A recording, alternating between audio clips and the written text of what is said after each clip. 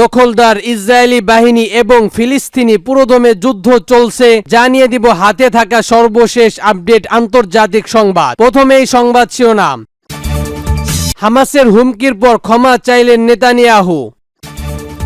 আরো জানিয়ে দিব কফিনে করে ইসরায়েলি জিম্মিদের ফেরত পাঠানো হবে বললেন হামাস। আরো জানিয়ে দিব গ্রেফতারি পরোনামার মধ্যে মঙ্গোলিয়ায় পুতিন। সর্বশেষ জানিয়ে দিব ইসরায়েলি স্থল বাহিনীর প্রধানের পদত্যাগ। শুনছিলেন সংবাদ শিরোনাম, এরপর বিস্তারিত। তার আগে আমাদের ভিডিওটি যদি ভালো লেগে থাকে তাহলে লাইক কমেন্ট শেয়ার করে দিবেন, আর আমাদের ভিডিওটি সর্বপ্রথম পেতে চ্যানেলটিকে সাবস্ক্রাইব করে রাখবেন। হামাসের হুমকির পর ক্ষমা চাইলেন নেতানিয়াহু। এবার শুনুন বিস্তারিত। ইসরায়েলের প্রধানমন্ত্রী বেনিয়ামিন নেতানিয়াহু তুমুল বিক্ষোভের মুখে ইসরায়েলদের কাছে ক্ষমা চেয়েছেন। ফিলিস্তিনি গাজায় উপত্যকার থেকে 6 জিম্মির লাশ উদ্ধার ব্যর্থতার কারণে ইসরায়েল জুড়ে বিক্ষোভ ছড়িয়ে পড়ে। এই ঘটনায় তার সরকারের উপর চাপ আরো বেড়ে গেছে। গত শনিবার ইসরায়েলি সেনাবাহিনী দক্ষিণ গাজায় রাফা এলাকায় একটি সুড়ঙ্গ থেকে 6 জিম্মির মরদেহ উদ্ধার করেন। তাদের মধ্যে একজন যুক্তরাষ্ট্রের নাগরিকও ছিলেন। এই ঘটনার পর দেশ জুড়ে বিক্ষোভ ছড়িয়ে পড়ে এবং প্রধান 10 ইউনিয়ন স্টোরি দেশ জুড়ে ব্যাপক ধর্মঘট পালন করে, যার ফলে তেল আবিব সহ বিভিন্ন গুরুত্বপূর্ণ শহরে কার্যক্রম অচল হয়ে পড়ে। বিক্ষোভের মূল কারণ হলো ইসরায়েল সরকারের পক্ষ থেকে জিম্মিদের চুক্তির জন্য অবিলম্ব চুক্তির দাবি ক্ষেত্রে ব্যর্থতা। নেতানিয়াহু এই ব্যর্থতার জন্য ক্ষমা চাওয়ার পরেও তার উপর জাতীয় ও আন্তর্জাতিক চাপ আক্রমণ বেড়েই চলছে। মার্কিন প্রেসিডেন্ট জো বাইডেন দ্রুত যুদ্ধবিরতি কার্যক্রম করে জিম্মি মুক্তির বিষয়ে বৈঠক ঠেকাতে এবং ইসরায়েলের কাছে কিছু অস্ত্র বিক্রি স্থগিত করেছে যুক্তরাজ্য। গাজায় হামাসের হাতে এখনো 97 জন জিম্মি আছে বলে ইসরায়েলি সেনাবাহিনীরা জানিয়েছে এবং এই পরিস্থিতি নিয়ে ইসরায়েলদের মধ্যে আশঙ্কা আক্রমণ বাড়ছে। সূত্র বিবিসি। কফিনে করে জিম্মিদের ফেরত পাঠানো হবে, হুঁশিয়ারি হামাসের। এবার শুনুন বিস্তারিত।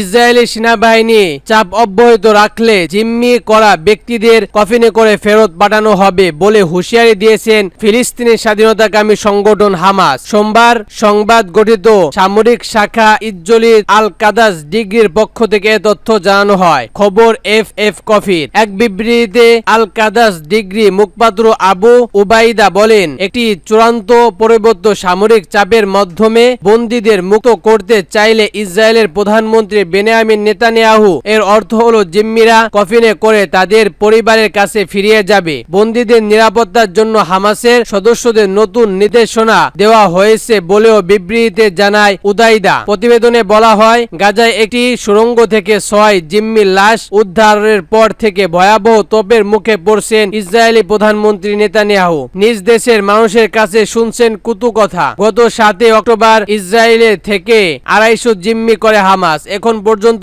117 জন বন্দীকে ফেরত দিয়েছে ফিলিস্তিনি স্বাধীনতাকামী সংগঠন। বাকি বন্দীদের মুক্তর বিষয়ে ফিকাডেমি বর্ডার থেকে ইসরায়েলি সেনাদের সরিয়ে নেওয়ার সতর্ক দিয়েছিল তারা। এদিকে গুরুত্বপূর্ণ এই সীমান্ত থেকে সেনা অপসারণ করলে হামাস আবারও অস্ত্র আমদানি শুরু করতে পারে এমন আশঙ্কা এই সতর্ক মানতে নারাজ নেতানিয়াহুর প্রশাসন। গ্রেফতারি পরোনামার মধ্যেই মঙ্গোলিয়ায় পুতিন। এবার শুনুন বিস্তারিত। আন্তর্জাতিক অপরাধ আদালতে আইসিসি গ্রেফতারি পরোনামার মধ্যেই মঙ্গোলিয়া গেলেন রুশ প্রেসিডেন্ট ভ্লাদিমির পুতিন। মঙ্গলবার দেশটির রাজধানীর উলান বাটারে পৌঁছেছেন তিনি। গত বছরের 7 মাস গ্রেফতারি পরোনামা জারির পর এই প্রথম আইসিসি কোন সদস্য দেশে গেলেন পুতিন। খবর আল জাজিরা নিউ ইয়র্ক টাইমসের। রাশিয়ার রাষ্ট্রীয় গণমাধ্যম মঙ্গোলিয়ার রাজধানী উলান বাটার পুতিনকে বহনকারী বিমান অবতরণের খবর প্রচার করা হয়। ইউক্রেনি শিশুদের বেআইনভাবে রাশিয়ায় সরিয়ে নিয়ে যাওয়ার দায়ে 2023 সালে পুতিনের বিরুদ্ধে গ্রেফতারি পরোয়ানা জারি করেন আইসিসি। সাধারণ রোম চুক্তি অনুযায়ী তাদের বিরুদ্ধে গ্রেফতারি পরোয়ানা জারি করা হয়েছে। তারা আইসিসি সদস্য কোনো রাষ্ট্রে বা পা রাখলে গ্রেফতারি লঙ্ঘন করেছে। তবে আদালত কোনো দেশকে এ বিষয়ে চাপ গ্রহণ করতে পারেন না। আইসিসি সদস্য হওয়া সত্ত্বেও উলান বাটোর পুতিনকে গ্রেফতারের আদেশ পালন না করলেও আদালতে তেমন কিছু করার নেই। এদিকে পুতিনকে গ্রেফতার করতে মঙ্গোলিয়ার প্রতি আহ্বান জানিয়েছে ইউক্রেনের পশ্চিমা কয়েকটি দেশ ও বিভিন্ন মানবাধিকার সংগঠন, কিন্তু রাজধানীর উল্টাপানে পৌঁছে পুতিনকে উৎস সম্বোধন জানার মঙ্গোলিয়া। রাজধানীর লেঙ্গিয়া খান স্কুলের দুই দেশের পতাকা উত্তোলন করা হয়েছে বন্ধুত্ব প্রতীক হিসেবে। পুতিনের সফর শুরু হওয়ার আগের দিন অল্প কিছু মানুষ বিক্ষোভ প্রদর্শন করেছিল। তাদের হাতে থাকা প্ল্যান্টে লেখা ছিল, যুদ্ধপরাধীন পুতিনকে তাড়িয়ে দাও। সফরকালে পুতিনকে গ্রেফতার করার জন্য মঙ্গোলিয়ার প্রতি আহ্বান জানিয়েছে ইউক্রেন। তবে মঙ্গোলিয়া এখনো রাশিয়ার বিরুদ্ধে অব্যাহতি নেয়নি। রুশ অভিযানের সমালোচনা থেকে বিবৃত থাকার পাশাপাশি মস্কোর বিরুদ্ধে জাতিসংঘের ভোটদানের বিরত ছিল। অ্যান্টনি ইন্টারন্যাশনাল মঙ্গোলিয়া নির্বাহী পরিচালক আলতান মুয়া বাজুদের বলেছেন, পুতিন একজন অপরাধী। আইসিসির কোন সদস্য দেশে নিরাপত্তা সফর করতে পারলে তার অগ্রসর মনোভাব আরো বৃদ্ধি পাবে। আইসিসির সদস্য গ্রেফতারি পরোয়ানা থাকার কোন ব্যক্তিকে আইনের আওতায় আনতে চুক্তিবদ্ধ, তবে কোন দেশ এই সতর্ক মেনে চলতে বাধ্য করার সমর্থ সংস্থাটি নেই। পুতিন একজন মুখপাত্র গত সপ্তাহে জানিয়েছেন, সফরকালে রুশ প্রেসিডেন্টকে গ্রেফতারের ভয়ে থাকতে হবে বলে মনে করা হয় ক্রেমলিন, কারণ সেলবিয়ার পতনের পর থেকে মঙ্গোলিয়া বেইন ও মস্কোর সঙ্গে সম্পর্ক রেখে চলছে। এদিকে মঙ্গোলিয়া সফরের আগে সোমবার ইউক্রেনকে সতর্ক করেছেন পুতিন। রাশিয়াকে থামানো সম্ভব নয় বলে মন্তব্য করেছেন তিনি। সোমবার সাইবেরিয়ার শিক্ষার্থীদের এক অনুষ্ঠানে বক্তব্য দেওয়ার সময় এই মন্তব্য করেন তিনি। পুতিন আরো বলেন, তার দেশের সেনারা পূর্ব ইউক্রেনের দিকে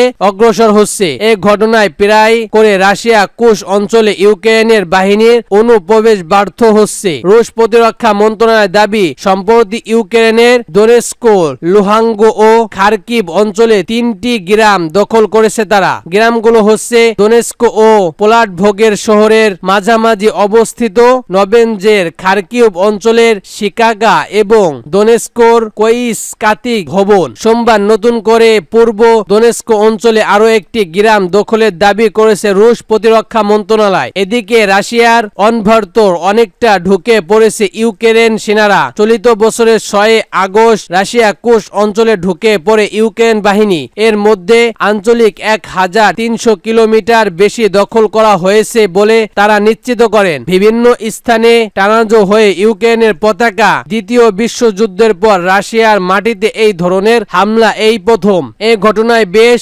উজ্জীবিত হয় ইউক্রেন। দেশটির পক্ষ থেকে বলা হয়েছে, তাদের হামলায় লক্ষ্য ছিল পূর্ব ইউক্রেন থেকে রুশ বাহিনীকে তাড়ানোর ব্যবস্থা করা। ইউক্রেনের প্রেসিডেন্ট ভলোদিমির জেলেনস্কি বলেন, প্রতিশোধ কি জিনিস তা অনুমোদন করবে রাশিয়া। তারা আমাদের ধ্বংস করতে চেয়েছিল, কিন্তু তাদের নিজ ভূখণ্ডে ফিরে এসেছে।